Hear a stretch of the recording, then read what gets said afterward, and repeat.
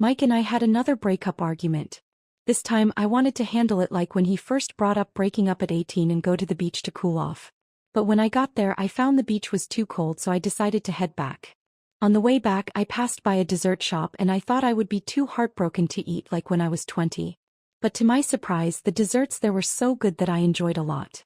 Finally I got home and I thought I would do the same thing I did at 22, 23, and 24, beg Mike to take me back after his usual breakup routine. But then I realized the boss had assigned me a business trip. A month went by quickly and my career was flourishing during the time. Mike, finally unable to hold back, called me. "Why haven't you called to apologize yet?" That's when I realized I had forgotten to call Mike to reconcile. So I tentatively asked him, "I'm sorry, I've been so busy lately that I forgot to contact you. How about we just break up for good?" My friends were chatting, saying Mike was planning to propose to me. Mike just smiled casually, clearly indifferent. "I don't need to propose, Emily will definitely marry me. Then I'll have Isabel be the maid of honor, she's been asking me about it for a while now." The emphasis of his words seemed more like he cared more about having his childhood friend Isabel as the maid of honor than about actually marrying me. I took a sip of water and spoke up. "I already have my maid of honor, my college roommate Lily. We promised each other that no matter who gets married first would be the bridesmaid." Mike didn't even look at me and simply said, "Well, then just add one more. I don't like too many bridesmaids." He got a little irritated and said, "Isabel has never been a maid of honor, can't you just give her a chance?" The friends around us fell silent. They were used to our random squabbles. They never get involved because I always end up apologizing, and after Mike plays his usual cold act for a couple of days, everything goes back to normal. No one wants to be a peacemaker in this kind of relationship. This time I said with firm resolve, "No thank you. It's my wedding and I want to make the decisions." Mike walked up to me and asked, "What if I insist?" I didn't respond, but Mike already understood I was rejecting him. He got angry and shouted, "Then let's break up. Emily, don't contact me again." He slammed the door and left. The remaining friends looked at each other, feeling awkward about the whole situation. I gave a quick greeting before they all started teasing. "Emily, be more confident. Don't be sad about what Mike just said. You'll win him back. Just go apologize and everything will be fine." I smiled but didn't comment further. I walked alone, stopping now and then, trying to clear my mind. Thoughts of the years I spent with Mike flooded my brain. We had first fallen for each other in high school, then confirmed our relationship in college. We made it through the challenges of a long-distance relationship and survived the difficult phase of living together. At every stage we had faced failures, and each time I had given my all to fix things. I often asked myself why. Does loving someone really have to be this humble? Shouldn't love be about mutual compromise and support? But every time I made up my mind to leave him, another voice would pop up, asking me, "If you give up now, doesn't that mean all your efforts over the years were just a joke?" So I gritted my teeth and pressed on, still hoping, still waiting, hoping I could move him, hoping we'd truly have a future. As my thoughts wandered, I passed by that river, the one I used to jokingly call Tears River. It was near our school, and since my first heartbreak, it had witnessed the countless tears I shed in this relationship.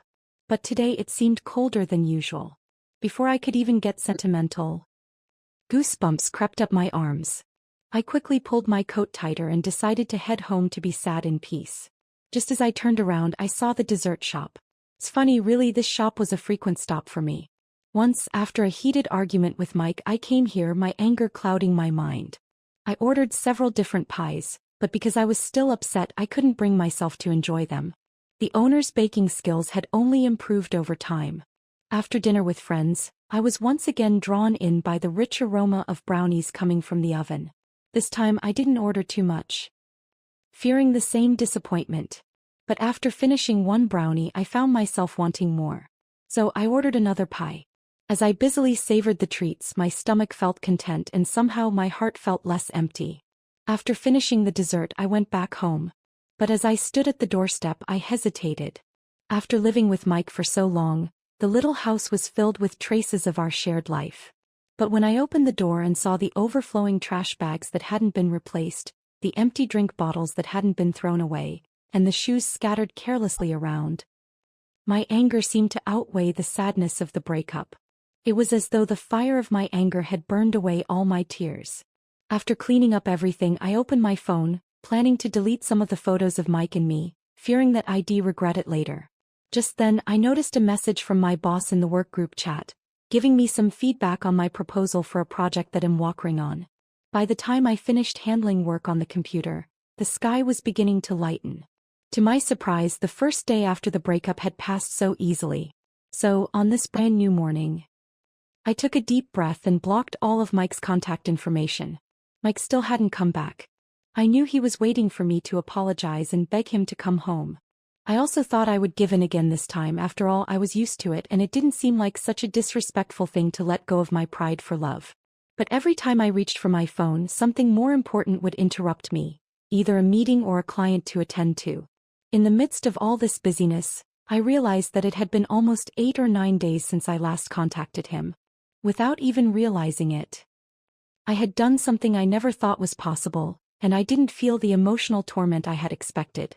One morning, during the weekly meeting, the manager told us about an important client who needed someone to go on business trip to Los Angeles and stay there until the project ended, which would take at least a year and a half.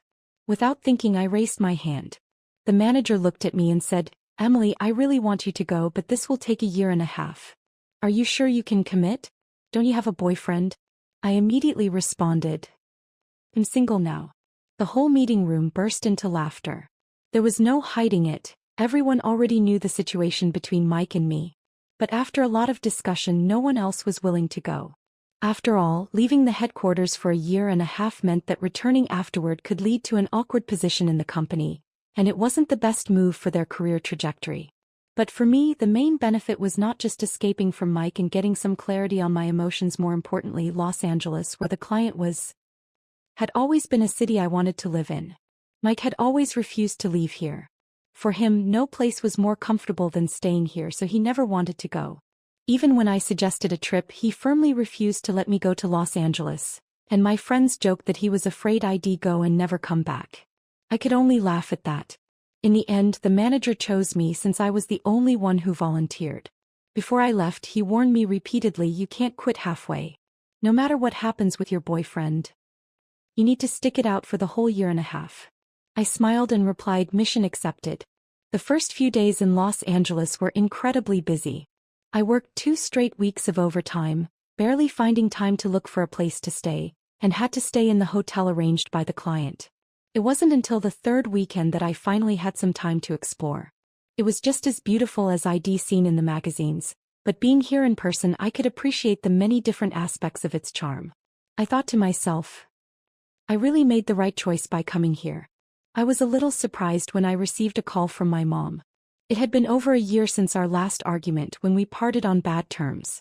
Ever since I turned 25, they had been urging me to marry Mike, and now, at 30, they still hadn't seen any results. So they had secretly found Mike's contact information in my phone and reached out to him.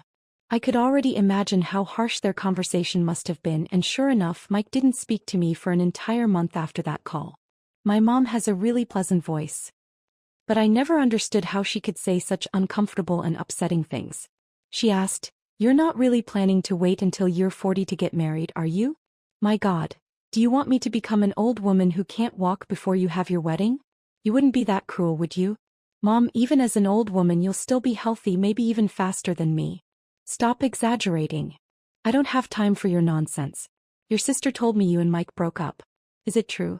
You two would always get back together in no time before, but this time, I feel like something's wrong. It's been days without a word. Did you finally break up for good?" I sighed impatiently. "Just get to the point, I'm busy with work. You have your father's temper, no wonder the two of you can't stand being in the same room. If you don't stop, I'm hanging up." I could hear her voice quickly becoming anxious. "Don't hang up, I just wanted to say if you're free this weekend, I know a good young man introduced by your Aunt Lucy. You should meet him. He works in the same city as you." "Oh, he might not be in the same city now. I forgot to mention, I switched cities for work." My mom's voice suddenly got louder. "Why on earth did you change jobs again? You've always been like this, making decisions without telling me anything." I didn't want to argue with her again, nor did I want to make her upset, so I reluctantly asked, "Who's the person you want to introduce to me?" Just a moment ago, my mom's voice had been so loud and confident, but now she hesitated, saying, "Lucy says it's the son of your cousin's boss." I heard he's got a good background. Would you consider it? I couldn't understand how she could say that without feeling guilty. The last time Aunt Lucy tried to set me up with someone, it turned out to be a robber. After I repeatedly refused, she even gave him my address. If Mike hadn't come back just in time that day in that dark stairwell, I don't even know what would have happened.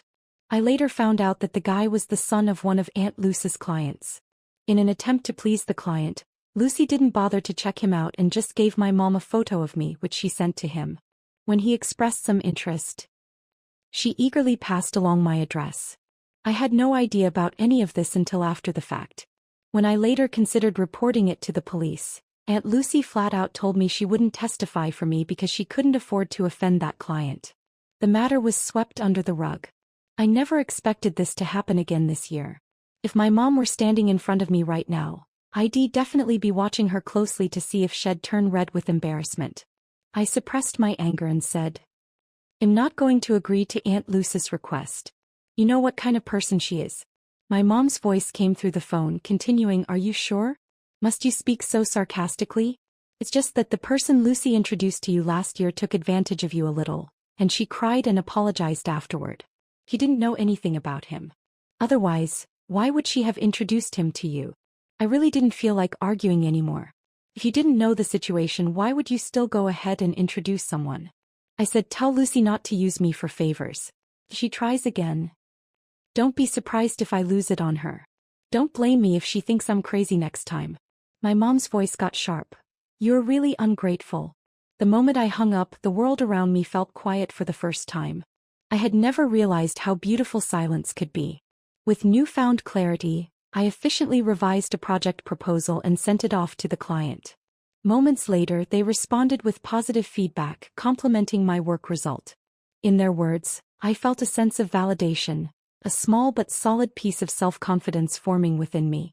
Feeling relaxed, I casually posted on Instagram, "Wrapped up work, another easy day." The comments poured in quickly. "Emily, you're such a workaholic now. We've been trying to meet up for a week and turns out you've been buried in work at home? Girl, you're too busy with work. Someone's about to steal your boyfriend, you know that? Why haven't you taken down your breakup post yet? Don't tell me you guys haven't made up? Maybe you didn't try hard enough to surprise Mike this time? You haven't gone to beg him back?" I replied to each one, "I'm on a business trip. Let's meet when I'm back. I don't have a boyfriend. Who's there to steal? I'm not getting back with him." As soon as I finished typing, my phone rang. It was Anna, one of our mutual friends. He and I used to hang out a lot with Mike. "Hey Emily. What are you up to? Work been busy lately?" She hesitated for a moment before lowering her voice. "You're still not back, huh? I stopped by your place the other day and knocked, but you weren't there. I'm in LA now. Won't be back anytime soon." She quickly said, "I haven't seen you in a while. I wanted to catch up. I have time now if you want to chat." Her voice got even quieter before she finally said, "Have you heard about Mike and Isabel?" I answered honestly, "Not really.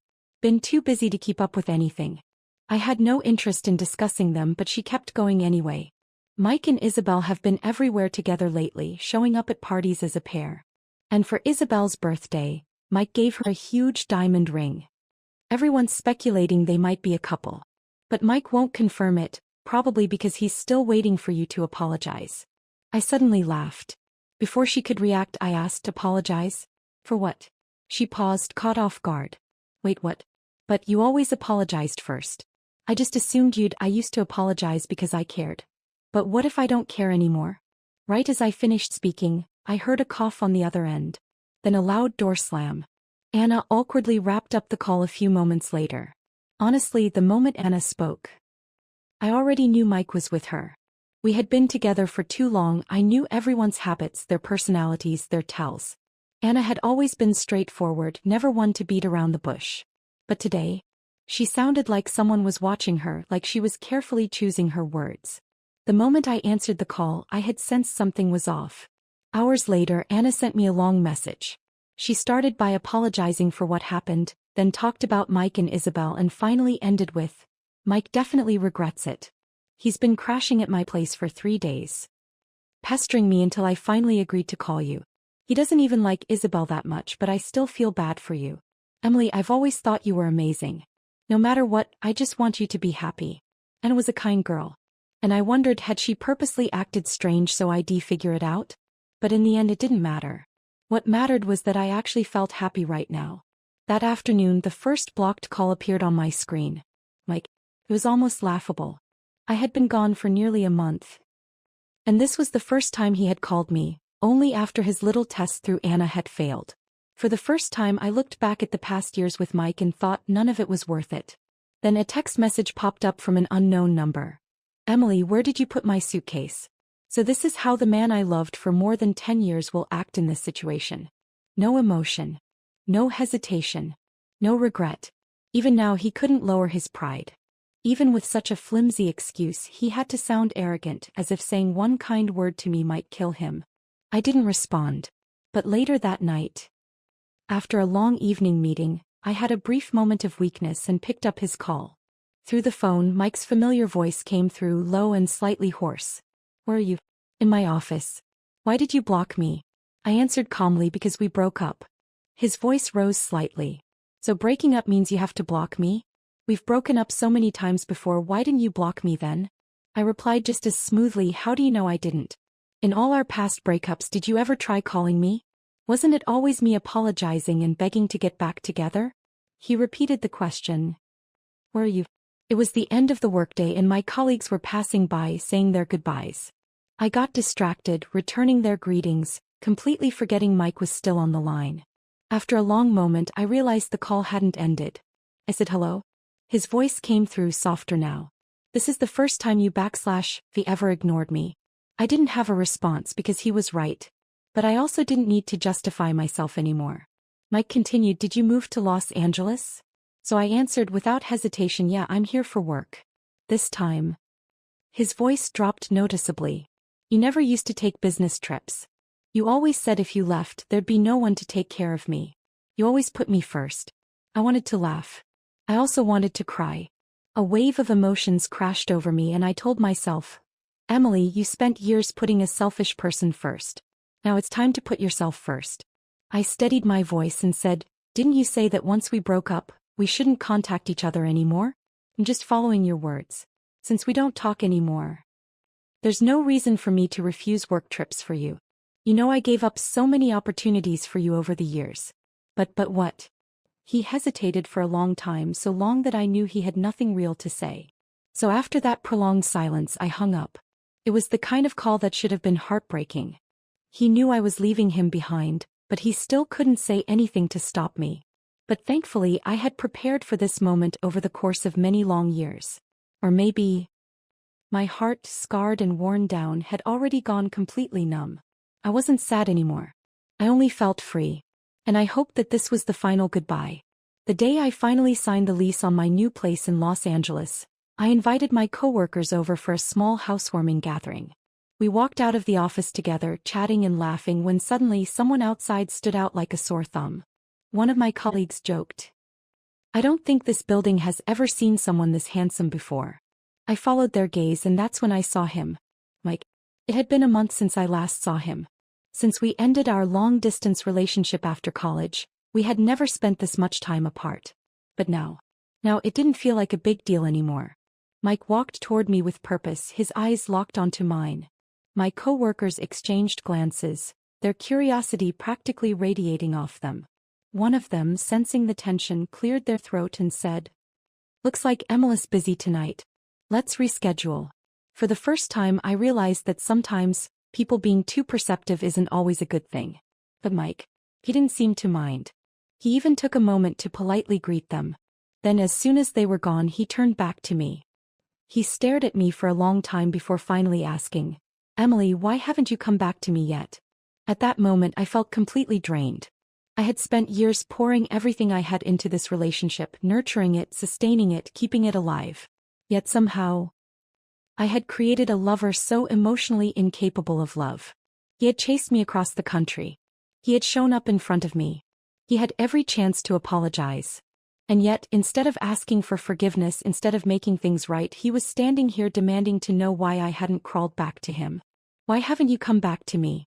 Why do I have to be the one to come back? Why should we get back together at all? Does one apology in a relationship mean I have to keep apologizing forever?" Hadn't I spent years loving fiercely, fighting hard, sacrificing everything all so that I could have respect, love, and devotion in return? I finally exhaled, fully. Then I met his gaze and said, because I don't want to. I had never imagined that saying those words would feel so liberating. I had won. Not just my self-respect. Not just my dignity. But myself, the version of me that I had lost over time.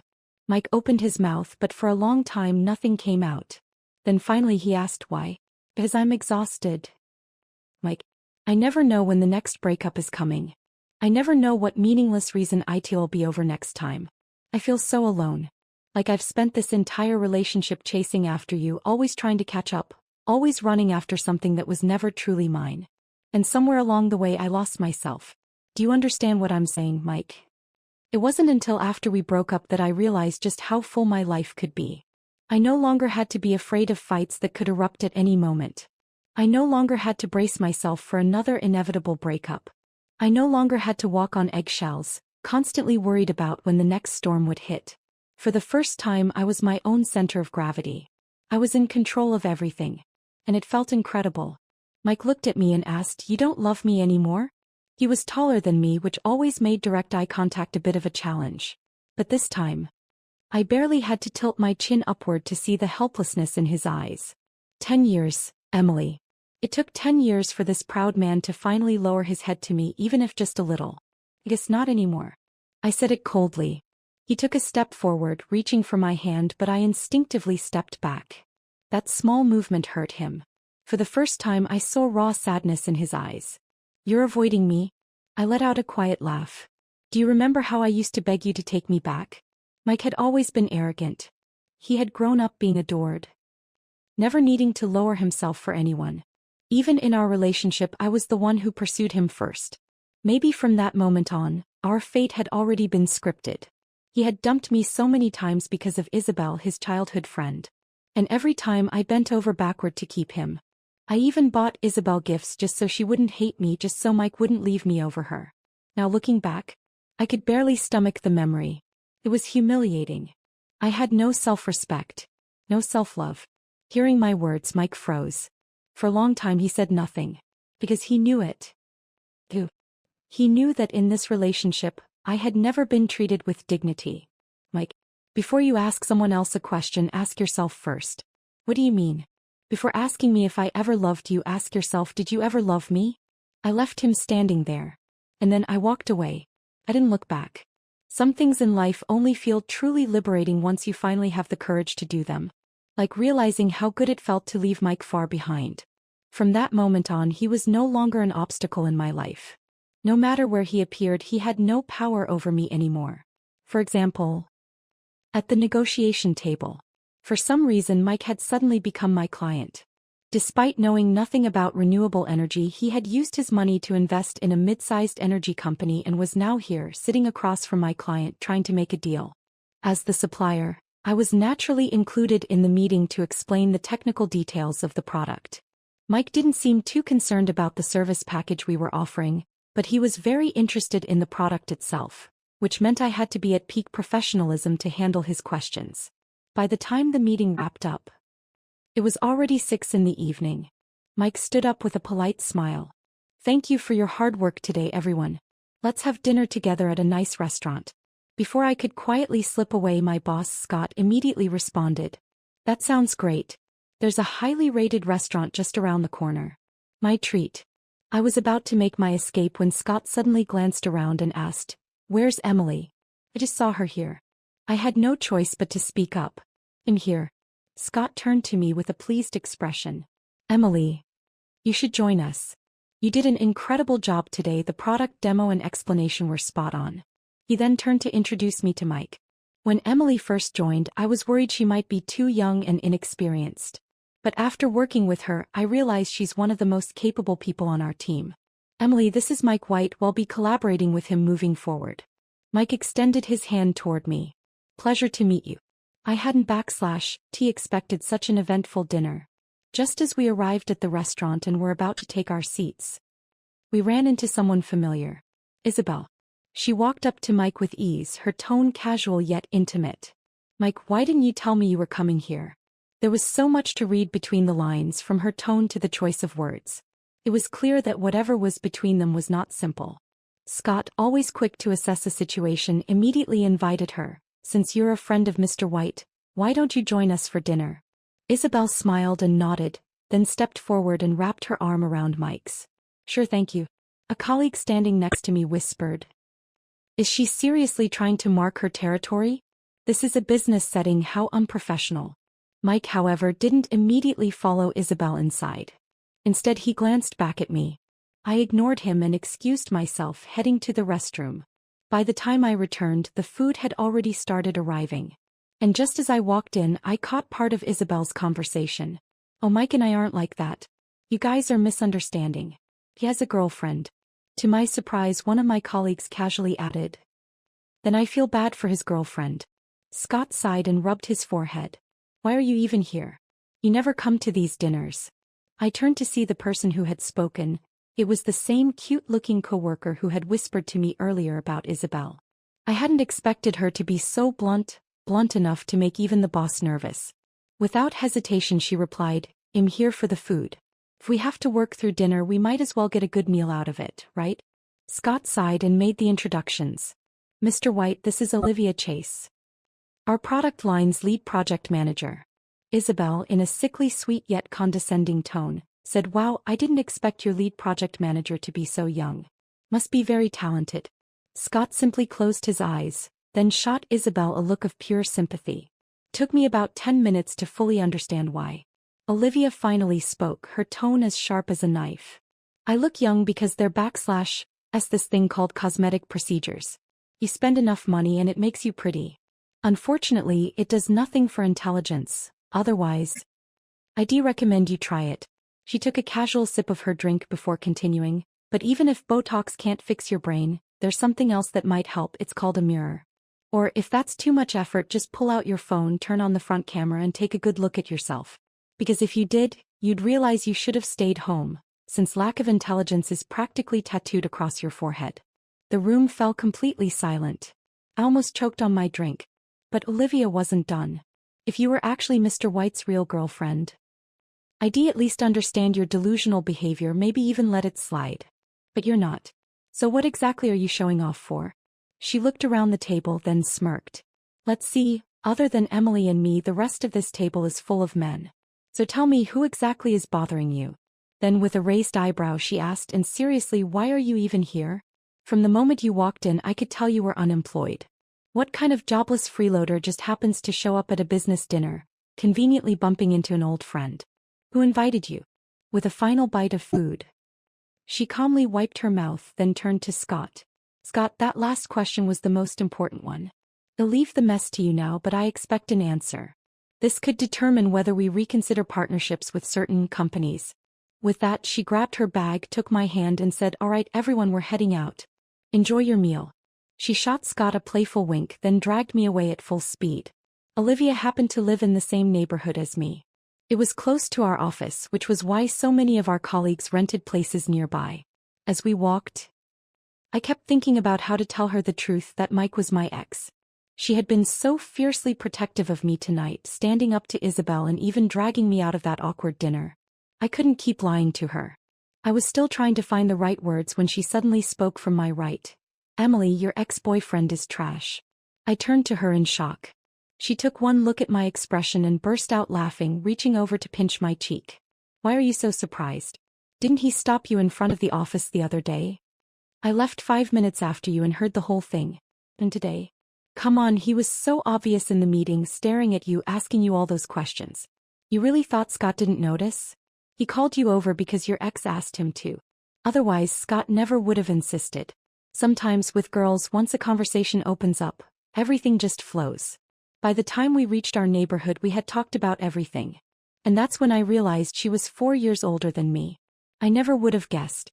Her face was fresh and youthful, her skin flawless, her body proportionate and toned. Looking at her, I felt like I was seeing a different version of life. A version I had never allowed myself to consider.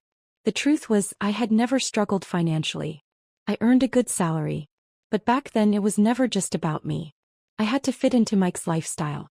He came from money and his standards were high. To be fair, he was generous with me too, but I wasn't the kind of person who liked to constantly take from others. So to keep up with him, I bought things that weren't even part of my world. A 1,500 facial cleansing device. A 200 bottle of shampoo. A 100 normal size cupcake. None of these were outrageously expensive on their own. But for someone like me, someone with a solid income but also a habit of saving, it was a financial burden. Little by little, it ate away at the small portion of my money that was supposed to be just for me. Olivia noticed my silence and immediately picked up on something. She asked bluntly, "Do you still love him?" I smiled and shook my head. "I wouldn't dare." He shrugged.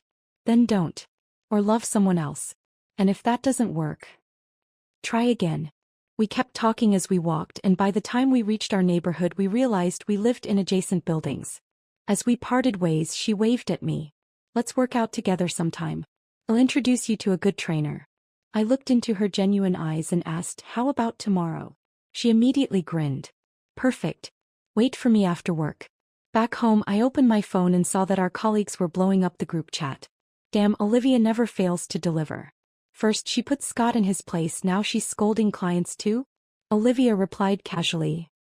"Tell him to fire me if he dares." "Fire you? Are you kidding? The man is so terrified of upsetting you he barely even comes into the office anymore." Olivia was the only one in our entire company who could handle the entire product pipeline from design to development to production. She was irreplaceable. And in business, being irreplaceable was the ultimate competitive advantage. It made me think. In her career, Olivia could be fearless because she had the skill and the results to back it up. But in my relationship with Mike, I had made him irreplaceable. And because of that, he had felt entitled to hurt me. His leverage was my love. But what he never understood was that love without reciprocity cannot last forever. One day it will fade. Or worse, it will be replaced. Remember that, Mike. Scott barely stayed mad for half a day before Olivia's new product line went live, and completely won him over. He practically ran to her office, beaming. "My dear Olivia, when do you think we'll be done with testing today?" Olivia, in a voice loud enough for the whole office to hear, said, "Right after we finish afternoon tea." Scott got the hint immediately. "Understood. Afternoon tea is on me." Meanwhile, Mike's partnership with the company continued. He seemed very interested in Olivia's new product line and showed up twice to observe. Scott paired me up with Olivia to present the product to him. Olivia rolled her eyes but said nothing. That evening, after the workday ended, Mike asked me out to dinner. "Can I take you to dinner, Emily?" Honestly, I had no interest in entertaining him. But I remembered what Olivia had said, toxic relationships should be cut off quickly like a clean wound. I was glad I took her advice. Because that night, I finally heard Mike say something I never thought I'd hear. An apology. Sitting across from me, his eyes were red and he whispered, "I'm sorry, Emily. I hurt you. Can you forgive me? I swear I'll never suggest breaking up again. If you agree to marry me, we can get married immediately." Who would have thought? The marriage proposal I had begged for, dreamed of, cried over for 10 years, was finally here. And yet all I could think was, how funny. A year ago, even just a few months ago, I would have been ecstatic. But now it was just ridiculous. This time, I asked him the question. "Why do you want to marry me, Mike?" His answer was immediate. "Because I love you, Emily. I can't live without you. The time we've been apart, I realized that you were like air to me. I never noticed it before, but the moment I lost you, I couldn't breathe." Oh, what a grand and noble declaration. If only I could feel his sincerity. But isn't love something that should be felt, not just spoken? Otherwise, wouldn't every hollow confession be the truth? I looked at him, his eyes reflecting nothing but me. "Mike, do you know what you taught me?" He stared at me, waiting. I smiled. "You taught me that no matter who you lose, you can still live just fine." I picked up my phone, slipped it into my pocket and stood up. Still smiling, I said, "I'm giving you this lesson today. You can take your time learning it, starting with this dinner all by yourself." I turned and walked away. This time I didn't glance back. Not in the mirror by the door, not in the brief moment before turning away. I didn't care what his reaction was. For the first time I was free. And it had only taken me 6 months to be reborn. All wounds heal. With time they scab over. And then, one day they become nothing more than a faint mark on your skin, a reminder of what was but no longer hurts. 2 years later, the product line Olivia and I developed was finally profitable. Every minute new earnings were being logged. Between meetings, Olivia leaned over and asked, "Coffee this afternoon? There's a place with an amazing cappuccino." I glanced at my unfinished work and smiled. "I'll pass." He wasn't giving up that easily. "Fine. But you are coming to meet the guy I set you up with, right?" I raised an eyebrow. "Wait, this is about a date." He grinned. "Of course. He's a friend of mine, super cute. 1 year younger than you." I opened my mouth to refuse, but before I could, she narrowed her eyes. "You're not actually thinking about getting back with Mike, are you?" Olivia had never hidden her disdain for Mike. Even after all these years, even after our successful partnership, she still worried that I might fall back into my old ways. I laughed, shaking my head. "Fine. We'll go. I like cute guys." He sounds promising. Turns out he really was cute. Not just good-looking but full of life. Effortlessly charming. Even Mike would have felt inferior standing next to him. One evening he was dropping me off at the office when we ran straight into Mike. Mike froze. Then disappeared for 3 days. Olivia smirked. "He's home nursing his wounds." "Good. Let him. After all, I healed mine on my own. And I had better things to do, like go on my next date. That's my story. Thank you for being here. I hope it maybe also gave you some inspirations to think about. If you have any thoughts, drop them in the comments below. And if you liked this video, don't forget to like and subscribe. I'll see you tomorrow with another story. Until then, take care.